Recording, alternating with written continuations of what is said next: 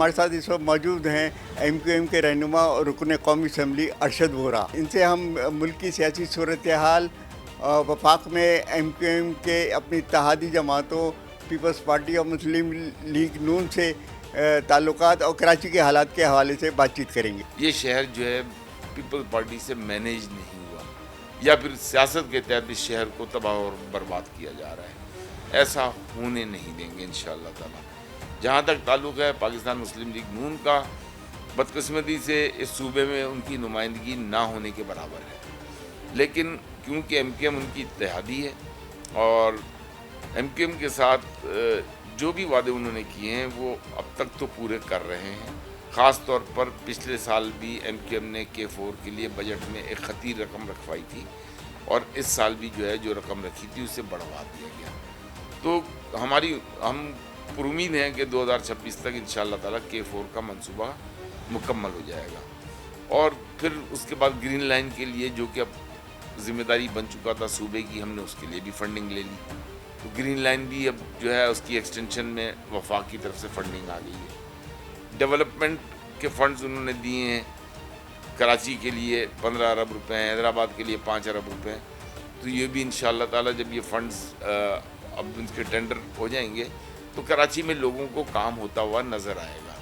तो MQM ownership लेती है। देखें, MQM कचरा तो नहीं उठा सकती। MQM जो है सीवेज का निज़ाम जो है वो किसी हद तक ठीक कर सकती है अपने फंड से, लेकिन कचरा नहीं उठा सकती। सीवेज का निज़ाम ठीक कर लेंगे, गलियां सड़कें मोहल्ले ठीक कर लेंगे, पानी की लाइनें कहीं पे डलवा देंगे, लेकिन पानी के लिए K4 का होना लाजमी है ताकि पानी तो PMLN की जो इस वक्त 26वीं तरमीम का मामला हो या जो है पाक फौज के साथ जिस तरीके से, जिस अंडरस्टैंडिंग से और जिस सपोर्ट से PMLN चल रही है, MQM ने उसका भरपूर साथ दिया। आज वक्त ने साबित कर दिया कि जो PTI जिसको कि एक मौका भी मिला था, इवन कराची में भी एक मौका मिला था, वो कुछ नहीं कर सके, कुछ डिलीवर नहीं कर सके। और उसके बाद उन्होंने जो है इल्ज़ाम लगाना शुरू कर दिया इदारों पर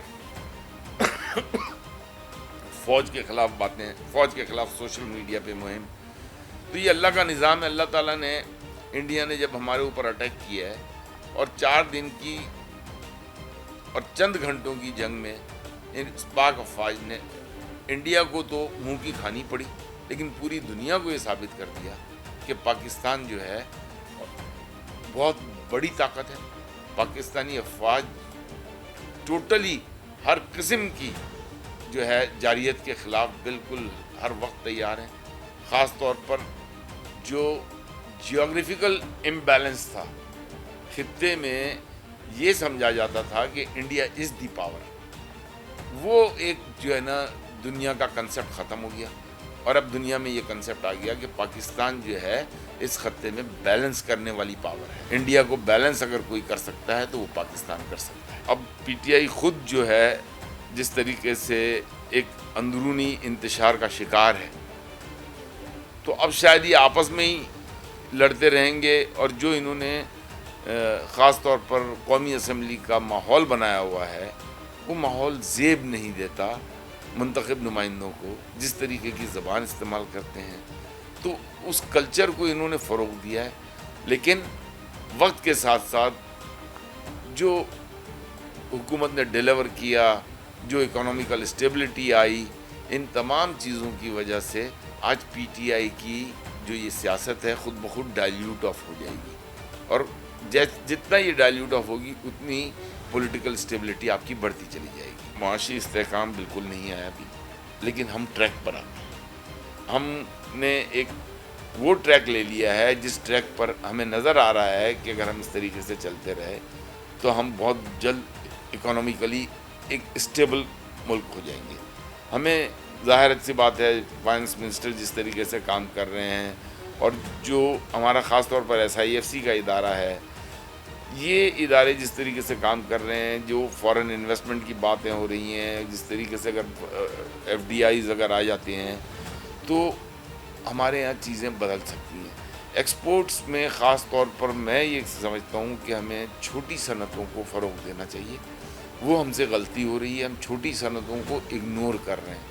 ہمیں خاص طور پر ٹیکسٹائل کی چھوٹی صنعتیں جو ہے اس کو جو ہے ہمیں مراعات دینی چاہیے, اور اس کو کسی طریقے سے جس دن آپ نے اس چھوٹی صنعتوں کو اسٹیبل کر لیا ٹیکسٹائل کی, جو کہ تقریباً 1000 سے زیادہ ہیں, وہ انڈسٹری اسٹیبل ہو گئی تو آپ کی لوگوں کی جو ملازمت ہے, جو ایک گھٹن ہے اس وقت معاش میں, وہ چیز جب ختم ہوگی تو انشاءاللہ تعالیٰ یہ ملک بہت جلد ترقی کرے گا. ظاہر سی بات ہے تاجر بھی یہ نہیں کہتے کہ ہم غلط کام کر رہے ہیں اس لیے ہمیں پروٹیکشن دیں.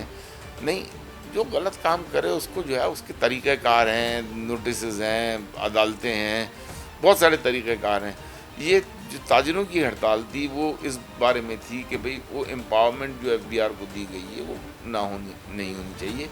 اس کے علاوہ چھوٹا دکاندار جو ہے, عام تاجر طبقہ جو ہے جنہوں نے دکانیں بند رکھی, ان کو اگر آپ یہ گارنٹی کر دیں کہ سرکاری افسر رشوت نہیں لے گا اس دکان سے, تو وہ جتنی رشوت لیتا ہے اس سے کم تو ٹیکس ہے, تو ٹیکس دینے کو تیار ہیں. لیکن اس رشوت کی گارنٹی کون لے گا جو وہاں پہ دکانداروں کو آ کے تنگ کیا جاتا ہے. حکومت اکنامک اسٹیبلٹی کی یا حکومت جو ہے وہ GDP میں گروتھ کی جو بات کرتی ہے, GDP ٹو ٹیکس ریشو کی بات کرتی ہے, یا انفلیشن کی بات کرتی ہے, وہ انفلیشن کا کمپیریزن جو ہے وہ اس وقت سے کرتی ہے جس وقت حکومت آئی. حالانکہ اگر تو ہم پہلے سے کمپیریزن کریں جب PTI کی گورنمنٹ آئی تھی اور اس وقت جو انفلیشن کا حال ہوا تھا اس سے پہلے کی صورتحال سے کمپیئر کریں تو ابھی ہمارا انفلیشن اس کمپیریزن سے ابھی اتنا نیچے نہیں آیا ہے جتنا آنا چاہیے. تو جب تک وہ انفلیشن اس طرف نہیں آتا, آپ کی صنعتیں چلتی نہیں ہیں, آپ کا کاروبار میں جو ہے روانی نہیں آتی, اور آپ کی ایکسپورٹس نہیں بڑھتی, انڈسٹری جو ہے وہ تھوڑا سا انڈسٹری کو بھی ایکچولی ویلیو ایڈیشن کی طرف جانا چاہیے. دوسرا, آپ نے جو IT کی ایکسپورٹ کی طرف توجہ دے رہے ہیں اس کے لیے بھی آپ کو جو ہے نا مراعات کے بجائے فیسیلیٹیٹ کرنا ہے. آپ نے چھوٹی انڈسٹری کو بھی, ٹیکسٹائل انڈسٹری کو بھی فیسیلیٹیٹ کرنا ہے. جب آپ یہ تمام چیزیں کریں گے تو خود بخود چیزیں بہتر ہوں گی اور مہنگائی میں کمی آئے گی. آج مہنگائی میں کمی جو ہے وہ فیگرز میں نظر آتی ہے, کتابوں میں نظر آتی ہے, پریکٹیکلی جو ہے عوام پریشان ہے. ایون بجٹ میں ہم نے سپورٹ ضرور کیا الائی ہونے کی خاطر, لیکن ہم نے جو ہمارے تحفظات تھے وہ ہم نے بیان کیے, وہ ڈسکس کیے, بلکہ ہم نے بہت ساری چیزیں تو بجٹ میں اپنی مرضی کے حساب سے اس میں امینڈمنٹس کروائی ہیں. تو ایسا نہیں ہے کہ MQM خاموش بیٹھی رہی ہے اور جو وہ کہتے ہیں اس پہ انگوٹھا لگا دیتے ہیں, ایسا نہیں ہے. MQM نے انٹرنلی, ہاں یہ الگ بات ہے وہ چیزیں ایلیبوریٹ نہیں ہوئیں, اگر وہ چیزیں ایلیبوریٹ ہوں تو عوام کو بھی پتہ چلے کہ MQM نے کیا کیا اپنے تحفظات کا اظہار کیا تھا اور کیا کیا چیزیں حکومت کو بجٹ سے واپس لینی پڑی. تو آپ 18ویں ترمیم میں کوئی تبدیلی چاہتے ہیں کیا؟ MQM واحد جماعت ہے جس نے نیشنل اسمبلی میں سب سے پہلے آرٹیکل 140A کو, جو کہ جسٹس گلزار صاحب نے جاتے جاتے فیصلہ دیا تھا اور اس کو ڈیفائن کیا تھا کہ administrative, financial and political power, administrative, financial and political power کو جس طریقے سے ڈیفائن کیا گیا تھا, MQM بھی یہی چاہتی ہے کہ جب فائنینشیل پاورز کی بات آئے تو فائنینشیل پاور میں UC کا کاؤنسلر جو ہے, UC کا جو چیئرمین ہے, جو کہ اپروچیبل ہے اپنے علاقے کے لوگوں کے لیے, اس کے پاس اس کے اپنے فنڈز ہوں.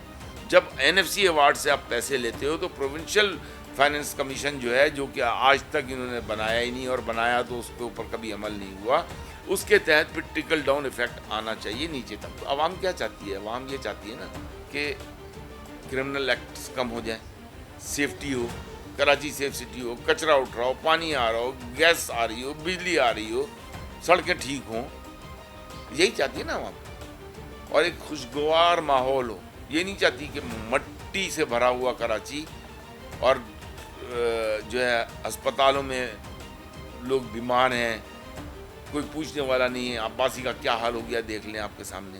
سچل نیوز نیٹ ورک کی ویڈیوز میں خوش آمدید. ناظرین, ویڈیو سے متعلق اپنی قیمتی رائے کا اظہار کمنٹ باکس میں ضرور کریں اور چینل کو سبسکرائب کریں.